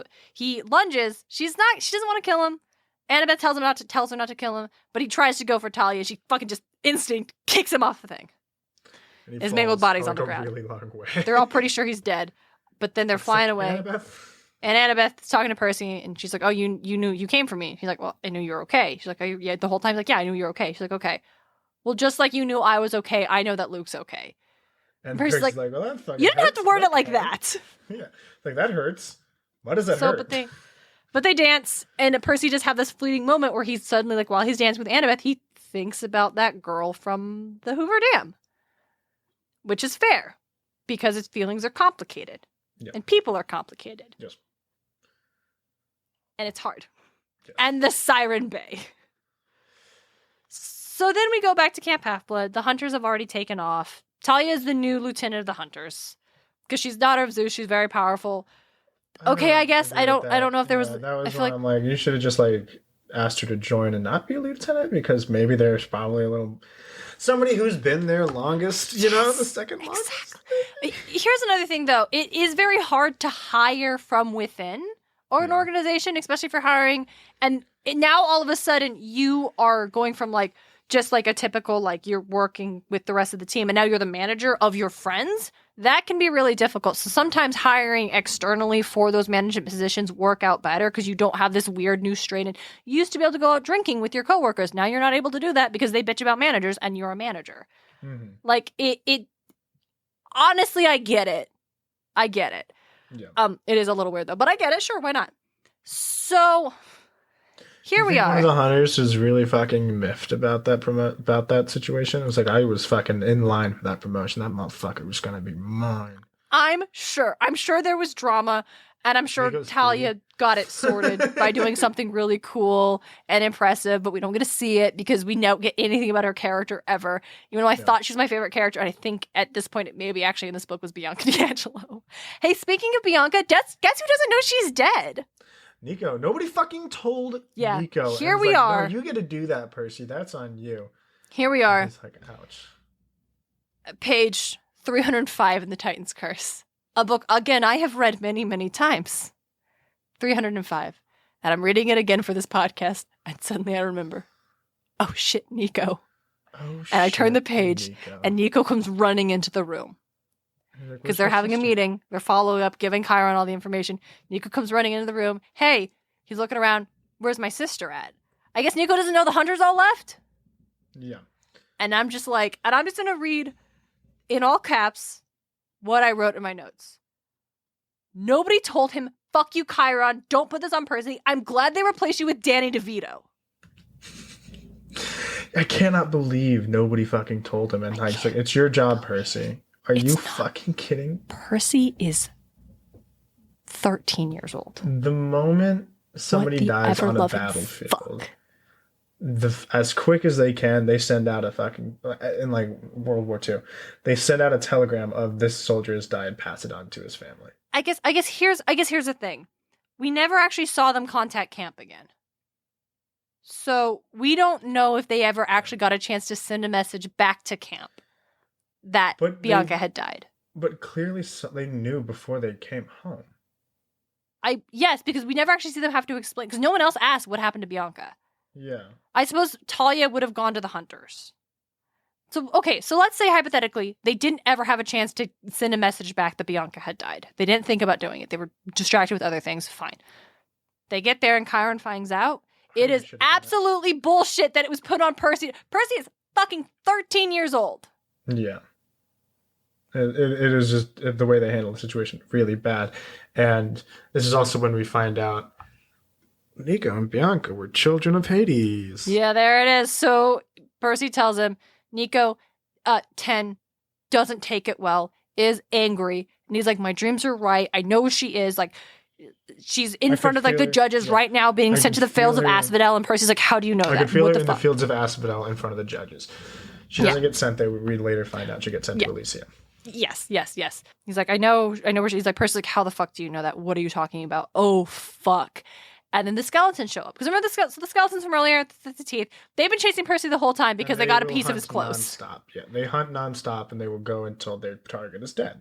Yeah. So they show up again at this time, and Nico's pissed. He's like, you sent them to kill me. It's like, Nico, that's ridiculous, but you're 10 and you're having a really, really bad day. And emotions are high. And now these monsters are here. So, okay, sure. And then Nico creates a chasm in the earth that the fucking skeletons fall into. Yeah. And then he runs away.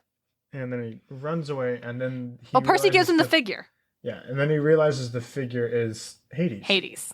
The only one that Nico didn't have yet. So, and then we're on page 310 of the Titan's Curse. And Percy has told Annabeth and Grover they were trying to find Nico all night. They can't. He's just disappeared. It's like, we can't tell anybody. He probably shadow traveled, right? I have no idea.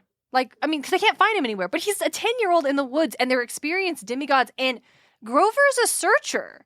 They should have been able to track him down. He really couldn't have gotten far. I think he must have shadow traveled by accident. Like, all the panic trying to get away, running in the dark. Or he ended up in the labyrinth by accident, because we know that there are entrances to the labyrinth. Oh, maybe he climbed into the entrance of the labyrinth. Okay, that's probably it. So, I like mine better, but yeah, that makes more sense given the next book. So, on page 310, they're talking about it, and Percy's like, oh shit, he's a child of fucking Hades. And Annabeth's like, wow, all the gods broke the rules then, even Hades. And Percy's like, no, he didn't. No, they've been in the Lotus Hotel since the 40s, actually. So Hades actually didn't break the oath. Since the end of the war, and so they were born before the oath. Yeah, so we don't know why they're out now. And Percy decides, no. I'm the child of the prophecy. Yeah, because Annabeth says Nico could be the child of the prophecy. And Percy says, no, it's going to be me.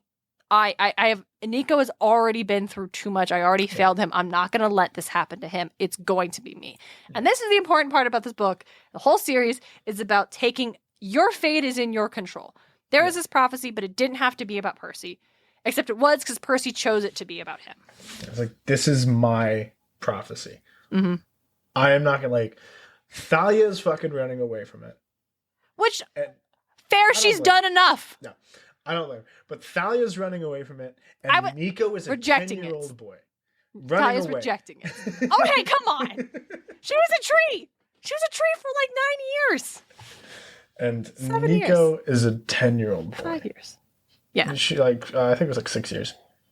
Because Annabeth was 7 when it happened. Okay, 6 years, yeah. Thank you. And it was like Lightning Thief, she was 12, and then they were 13. But yeah, Nico's a 10-year-old boy. He does not need to go through this. Mm-hmm. And so it is going to be my prophecy. And that is why I love Percy. Yes. And that is where this book ends. And it's such a powerful note to end on. Like Percy taking control of his fate. Except no, we're back in the fucking Pan bullshit. The book actually ends. Oh, yeah. With Grover fucking running up to them. What does he say? I felt it again. He said, oh, yeah, he spoke. They're talking to, it's the end of the book, they're talking to Chiron now. They decided not to tell Chiron. They're not going to tell anybody that Nico is a child of Hades. Like, they don't want to put him in more danger. Grover shows up. He's running. He spoke, Grover cried. Calm down, my young satyr, Chiron. What is it? Chiron? Chiron. Thank you. Wow, I just lost it for a second. Calm down, my young satyr, Chiron said, frowning. What's the matter? I was playing music in the parlor, he stammered, and drinking coffee. Lots and lots of coffee. Right, when he heard Pan earlier in the book, he was drinking coffee. This is another thing. I don't care. I was drinking coffee, lots of coffee, and he spoke in my mind. Who? Annabeth demanded. Pan, Grover yelled. The Lord of the Wild himself. I heard him. I had to find a suitcase. Whoa, I said. What did he say? Grover stared at me. Just 3 words. He said, I await you. Yeah. Yeah, definitely could have been, it would have been a stronger note to be with, this is going to be my... Yeah, my the prophecy's about me. Grover and a Pan thing is definitely no, I'm Thalia, daughter of Zeus. Yeah. As I said, it does they find Pan in the next book, which we They touched do. on. And it is important to set that up because that's finally the conclusion of this thing. And I just... And it branches into another thing in which Grover's on trial for saying Pan is dead. I do like that. I like when we get there that we show that structures of power are often not convinced by the truth and will react to the truth if the truth threatens their authority, they will react with violence. Yeah. And that is important. I just don't care about this Pan thing anymore. I'm so sorry. I know this Grover's whole thing, and it is really his whole thing, because once it's gone, Grover is also done as a character, basically. He comes back in Burning Maze. Literally what I was about to say, until Burning Maze, Grover doesn't exist as a character. Him in Burning Maze. Grover is great in Burning Maze. I'm not saying he's not great. Grover is great in Burning Maze. But after Battle of the Labyrinth... Yeah, after Battle of the Labyrinth, he goes off to... He's it's kind of nothing. Part of the Satyr Council now. And he's just off doing, world stuff. And, planting trees and stopping fires. And... We literally needed a satyr to be the chaperone for this demigod trip. And it wasn't Grover. Yeah, it was Coach. And honestly, I like Coach way more than I like Grover. We have so many opinions that are going to get us kicked out of this fucking 100%. Fandom. We like Leo Valdez. We actually like Coach Hez. We don't think Annabeth's family are total monsters. Yeah. Fucking Leo and Athena. Calypso is a wonderful... Yeah. Yeah, Athena. You said you had thoughts on Athena. We're going to get kicked out of the club. Oh, yeah. And that is the Titan's Curse. Thank you, guys. This was really all over the place. I think more so than the last two. Oh, yeah. I think there's just a lot going on. Titan's Curse is more than a book for the Percy Jackson series. It's a book for the series as a whole. Right? It does a lot. It does so much that we see later, as I said earlier. And it's yeah, right? We get it's just there's a lot to go that comes from Titan's Curse, even though it is the shortest book in the series. Or which is wild. That Sea of Monsters? Yeah. One of the two. Yeah, so... Is it my favorite? I'll have to... We're Battle of the Labyrinth and then Last Olympian, and I'll be able to circle back. I do like it more. It is my favorite of the three so far. There you go. I think out of the three, I might have to say Lightning Thief. Lightning Thief is good. Oh, Lightning it's just Thief so is real good. It's solid. Classic. Out of the three, but then out of the four, maybe either Battle or Last. Both of them are really solid. They're very good. Oh, I had a thing. I want to share my thing with you that I realized reading this book through. So, at the beginning, the Atlas's army, Kronos' army with Atlas as the general and the Manticore, they're trying to kidnap Bianca and Nico, right? Yeah. And it's they don't know they're children of Hades. They just know they're powerful. Yeah. But they don't know they're children of Hades, because if they knew, that would be a completely different ballgame. I honestly believe that they were going to use Nico and Bianca for the Ophiotaurus. Interesting. Here's my thing. I think that they were going to use... Because their end goal is to trap Artemis. And Artemis takes the mantle from Annabeth, because Annabeth is a maiden. Mm-hmm. And Artemis is the goddess of maidenhood. And so she sees Annabeth in pain. She's furious. How dare you treat a maiden this way? Absolute righteous agony. And that's why Artemis willingly lets herself be trapped to save Annabeth. She has to. This is what she's goddess of. She has no choice, basically. She could not turn her back on Annabeth. If it was Luke, fuck Luke. If it was Percy, who the fuck cares? It had to be a maiden. And you have to take the burden willingly. So they couldn't just kidnap any demigod girl and force her under there. She would have to do it willingly. So if the plan was to kidnap Bianca to get Artemis, how would you get her to do that? She doesn't care about Luke. She's not going to help this guy. She won't free Atlas. Who the fuck are you? It would hold Nico against her. They would use Nico. And threaten him if she didn't take this guy, which she would. Yeah. Because she's his big sister, kind of has taken on a mom role for Nico. She has to protect Nico. She has to look out for Nico. At this stage, Bianca doesn't have a choice. And then, once Artemis showed up and saved them, Atlas would have killed Bianca and Nico. Because once There's no reason to when hold on Artemis to shows up the and only saves reason they held Annabeth. on to Annabeth, which again, this was a weird thing for Luke to do. Yeah. Well, because Luke is like so fucking cold towards Annabeth. I get that it was probably used, but it's like it's also framed in such a way that he still pities Annabeth or still cares about Annabeth. He cares about Annabeth, and he wants Annabeth to be on his side because Annabeth is his sister. Yeah. And also, if Annabeth is on your side, you win. Yeah, but we saw that in the very first book in The Lightning Thief. Yeah. Looking at it though, it's like Luke won because Annabeth was on his side. He wants her on his side so he can win. Yeah, but it's again like you lose the right to even remotely think of Annabeth as anything other than an enemy when you say, "Oh, you'll be all right," and are so exactly. Cold. And this is why we hate Luke. Yeah, Luke. Does he have some points about needing to tear down Western civilization? I'm not saying he doesn't. However, I don't believe the answer is to fucking reestablish the old regime, which was fucking worse. Fucking actually worse though. Like this is bad. That is worse. The answer isn't to go back. We move forward. I think that Luke paired with the Titans is because they were going to give him the power to do it. Yeah, he doesn't actually believe the Titans are going to be better. He just thinks the Olympians are worse.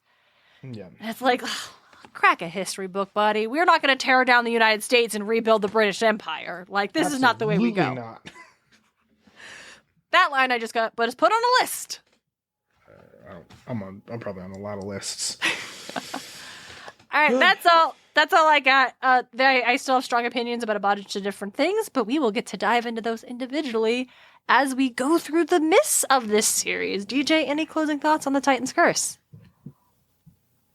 Annabeth's parents are wonderful, beautiful little people.